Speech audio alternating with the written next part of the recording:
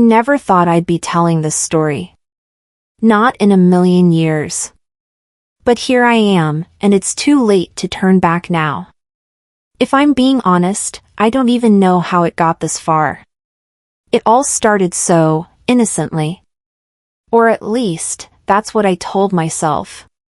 This is the story of how I lost everything, and how, in the end, I cheated with our dog. Guess I should start with how things were before all of this happened. My husband and I, we were fine, or at least, that's what I thought. We had our issues, sure. No relationship is perfect. But we always managed to get through the rough patches, right? Or so I told myself. We'd been married for almost 10 years, and, like any couple, we had our routines. The kind of routines that made it hard to notice when things started slipping. And when they did, well, it was already too late. We had a dog. His name was Max. A golden retriever, all fluffy and innocent. The kind of dog you get when you want to feel like a family. Max was always the one who made everything feel a little less lonely. He'd sit beside me when my husband was working late or when I was feeling disconnected. And that's how it started, I guess. Max was always there, and he never judged.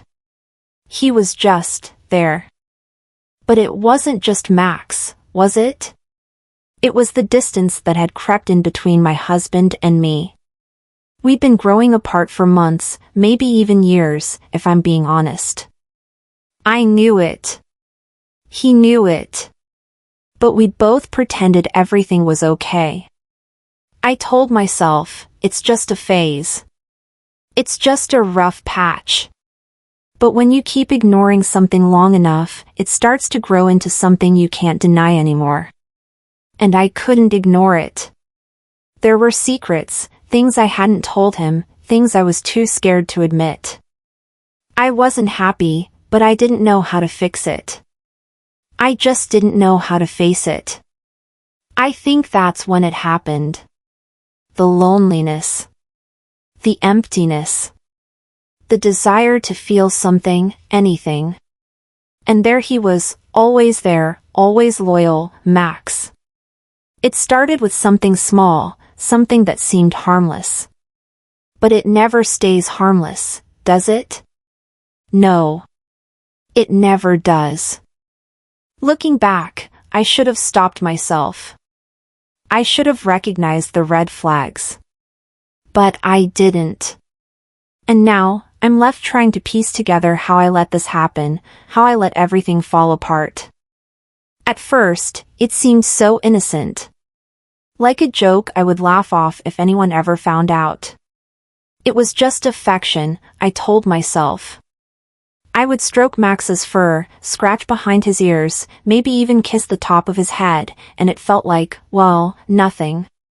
At least, that's what I kept telling myself. But I started to notice the little things, how it felt different, how the touch lingered longer than it should. I didn't mean for it to happen, but it did. One evening, after another argument with my husband, I found myself on the couch, Max curled up next to me. I was still angry, still upset, feeling completely unheard. He came over and laid his head on my lap, his warm brown eyes looking up at me, his tail gently thumping the floor. I scratched his ears absent-mindedly, but there was something about that moment, something about the way he looked at me, that made me feel understood. It's like he knew. He knew what I was feeling without me saying a word. And in that silence, something shifted inside me. A crack I didn't even realize had formed. It wasn't even the touch that bothered me at first. It was the comfort. The way Max was there for me when no one else was. My husband used to be that for me. He used to listen. But now I couldn't talk to him. Not about the loneliness I felt, not about the weight of the secrets I was holding. The more I withdrew, the more Max seemed to understand. And in that understanding, it became easier to justify what I was doing. It started with the petting, the affection that turned from casual to frequent. There was something so familiar about it, something so comforting. And each time, I told myself it was just a harmless thing. Just a need for connection. But I could feel something more growing inside me, something I couldn't quite control. Sometimes, I'd find myself going just a little further, letting my hand linger on his back a little too long, or finding an excuse to be alone with him. At first, I blamed the stress, the distance between my husband and me, but the more I did it, the more I couldn't stop. I'd try to convince myself it was just a phase, that it was just me reaching out for something familiar. But deep down, I felt the guilt settling in. I knew it was wrong. I knew it wasn't normal. But I couldn't stop. Because when Max was with me, there was no judgment, no disappointment. It was just acceptance. And that's when it started to evolve into something darker, something I couldn't explain. The lines blurred. I could feel it growing in me, this strange craving, a need that wasn't just for affection but something more, something that couldn't be filled by anything else. I didn't know what to call it. Desire? Loneliness? Or maybe it was just desperation. But each time I let it happen, each time I crossed that line, the feeling became more intense. I tried to stop myself, tried to pull back. But the more I resisted, the harder it became. I felt like I was suffocating, like I was drowning in my own guilt, but also, I felt alive in a way I hadn't in years. And then there were moments, brief, fleeting moments, when I told myself it was okay, when I convinced myself that what I was doing wasn't that bad. Max didn't know better, right? He was just a dog, after all. He didn't have the capacity to understand what was going on, and neither did I, not really. It wasn't like I was hurting anyone. My husband was distant, cold. I was lonely, and this was the only thing that made me feel something. The guilt would come crashing in like a wave, reminding me that I was wrong, that this was twisted, unnatural. But then I'd look at Max, and the guilt would fade, if only for a moment. I'd remind myself that he didn't care, that he loved me no matter what. That was more than I could say for my husband. That was all I needed, wasn't it? Someone who didn't judge me, someone who wouldn't ask questions, who wouldn't wonder what was wrong with me. Max never judged. Max was always there. It was easier to justify it that way. Easier to tell myself that I wasn't the bad guy here, that it wasn't really my fault. I was just trying to fill a hole, trying to find something, anything, to make me feel whole again. And with Max, for those few minutes, I felt a kind of peace. But even as I told myself it was okay, I knew deep down that I was wrong. And yet, I couldn't stop. I was trapped. The more it happened, the more disconnected I became from reality. I would look at my husband, and everything about him seemed so foreign, so distant. He used to be my anchor, the person who made everything feel right. But now, he was just another person in the house. Max was the one who made me feel understood, the one who made the emptiness inside me fade, if only for a moment. It's strange, isn't it? How something that starts so small, so innocent, can become something unrecognizable. I tried to fight it, I really did. But somewhere along the way, I stopped caring. I stopped fighting. And that's when I realized the truth, I was no longer in control. I had let this happen, let myself fall deeper into something I couldn't explain. I had let it evolve into something that could never be undone. And by the time I saw it, it was already too late. My husband started noticing I should have known he'd start noticing. After all, when you've been together for so long, you start to pick up on the little things. The small shifts in behavior that can't be ignored. At first, it was just casual glances, a lingering look, a raised eyebrow. But then, there were questions. Not the kind of questions you ask directly, but the kind that get under your skin.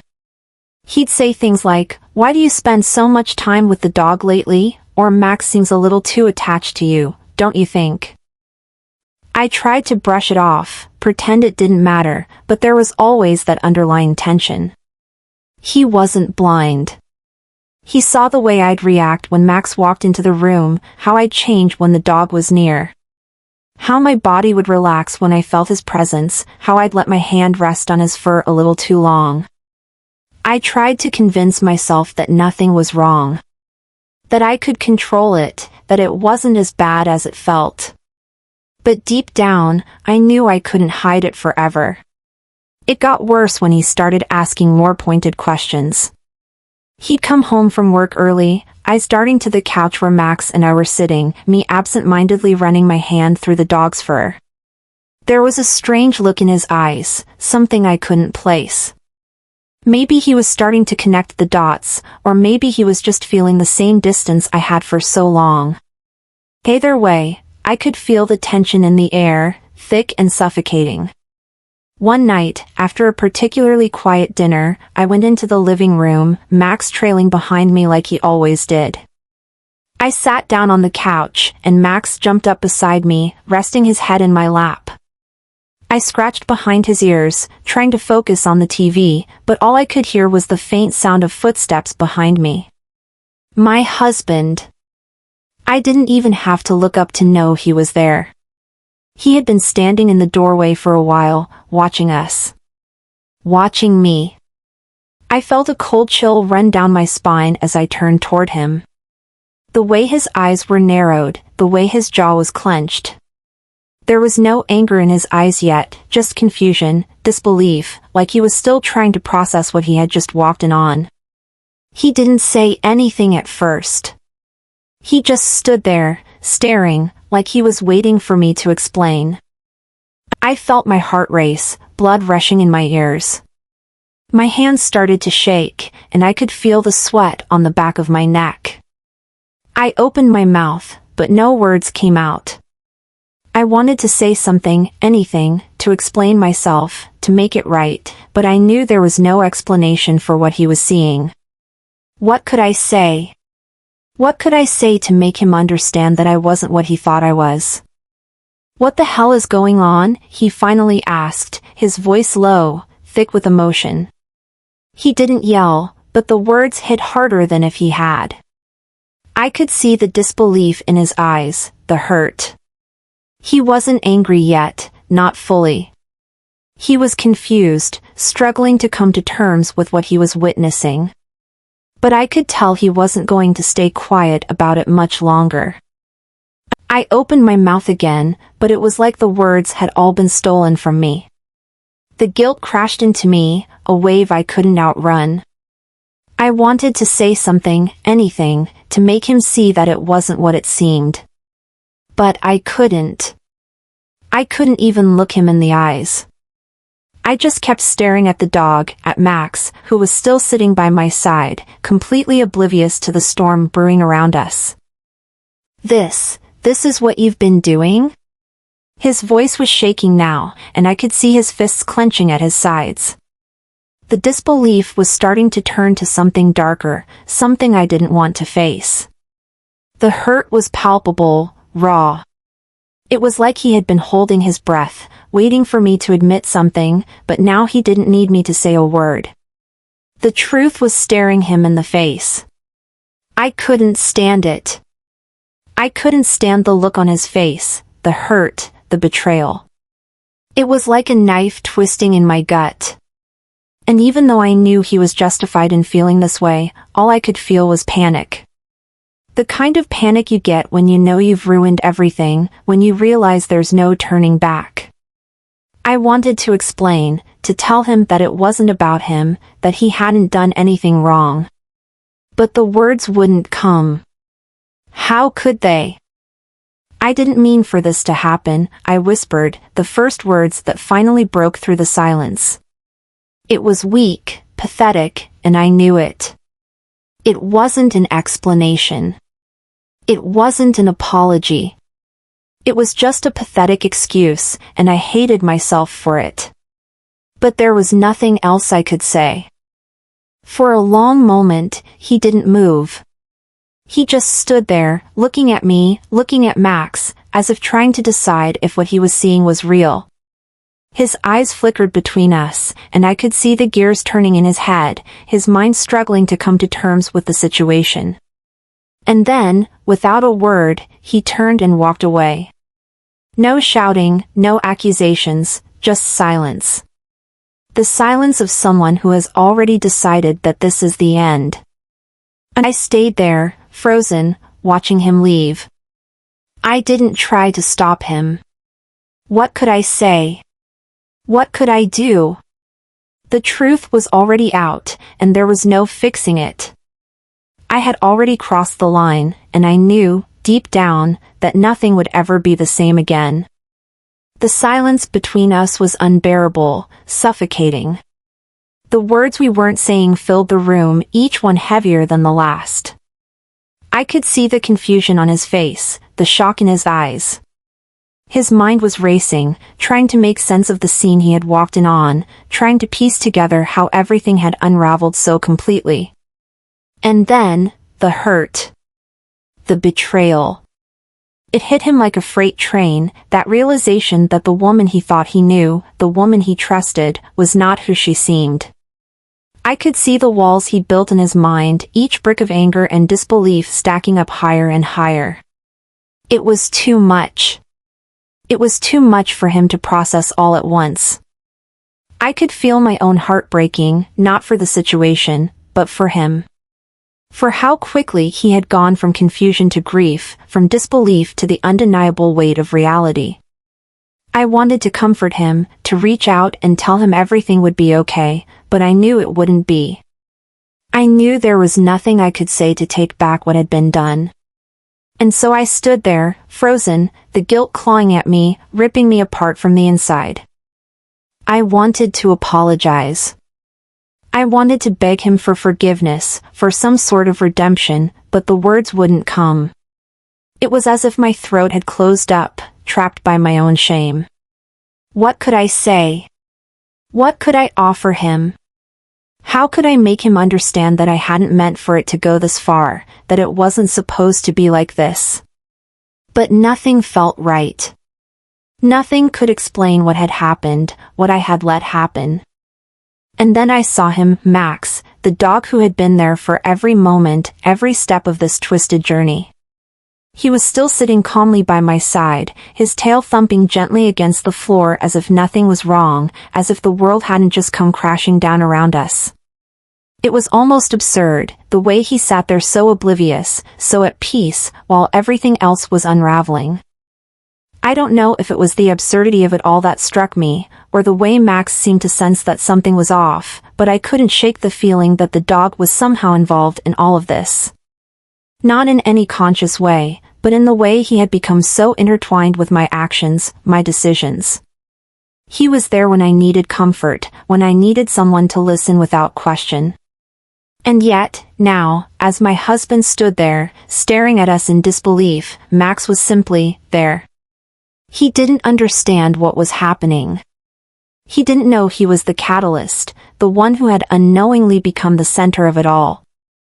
I could feel my husband's eyes shift back and forth between Max and me, like he was trying to figure out how all of this had happened, how a simple animal had turned into something so much more. It was impossible to explain. He couldn't possibly understand what had led me here, how one small gesture had escalated into something unthinkable. And I could see in his eyes that he wasn't sure whether to be more angry at me or at the ridiculousness of the situation.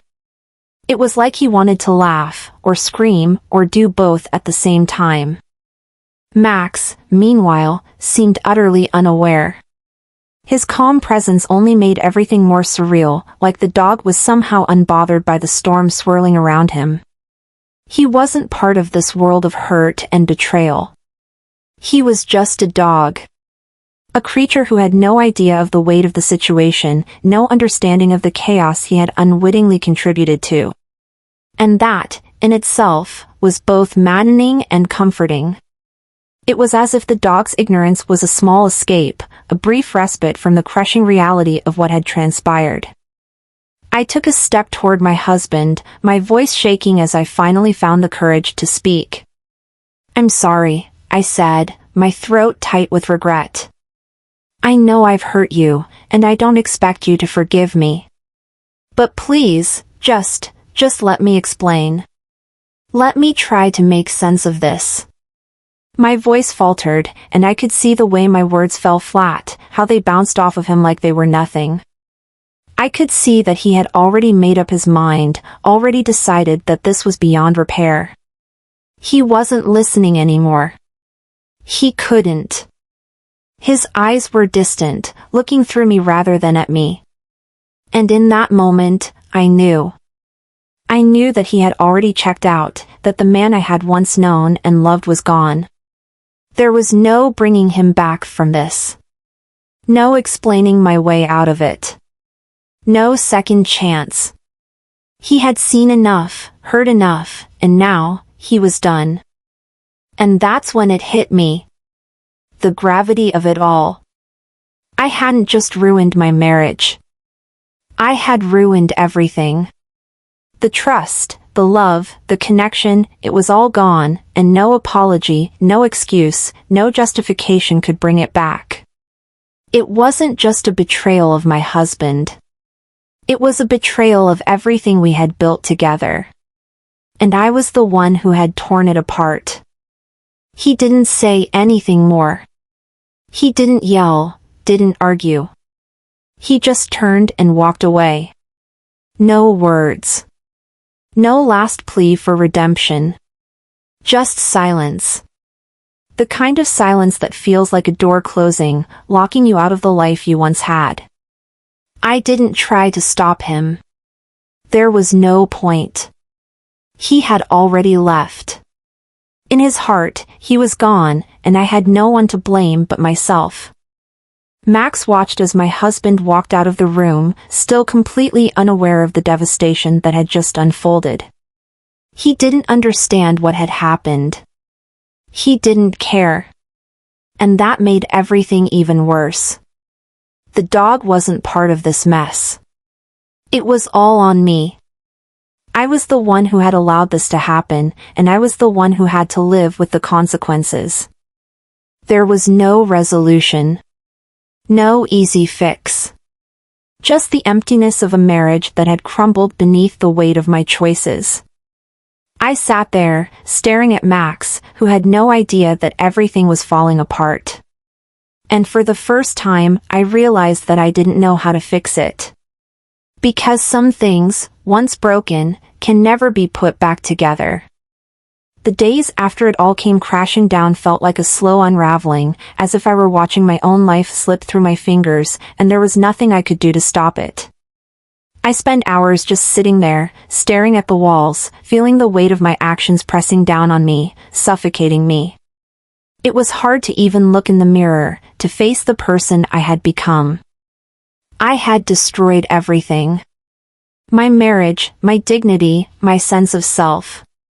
It wasn't just my husband I had betrayed, it was me too. I had never imagined I was capable of this, of making such a destructive choice. And yet, here I was, dealing with the fallout of something that had started as a simple feeling of loneliness and turned into a full-blown disaster. I thought about him a lot, my husband. The man who once stood by my side, who had trusted me completely, who had loved me in a way that I had never appreciated until it was too late. Where was he now? Was he angry? Was he hurt? Or had he just shut down, closed himself off from everything we had been? I couldn't bear to think of him in pain, but I knew that was exactly what I had caused. I had broken him, and no apology, no explanation could ever fix that. I didn't even know where he had gone after he left that day. He hadn't come back. He hadn't called. It was like he had vanished, taking everything with him. And maybe that was what I deserved. Maybe that was the punishment I had brought upon myself. As for Max, well, he was still there, always there, waiting by the door for my husband to come home, even though I knew he never would. I could see the way the dog looked at me now, with a kind of confusion, as if he too sensed that something had changed. He had always been loyal, always by my side when I needed him. But now, there was a kind of strange tension between us, something unspoken. Max didn't know what had happened, but he could tell that the air was thick with it.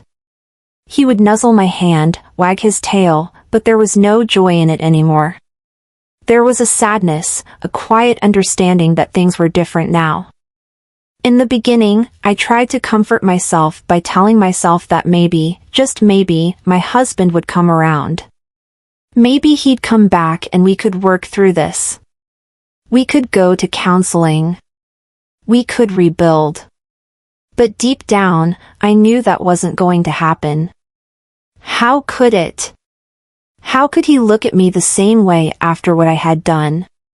How could we ever go back to the way things were?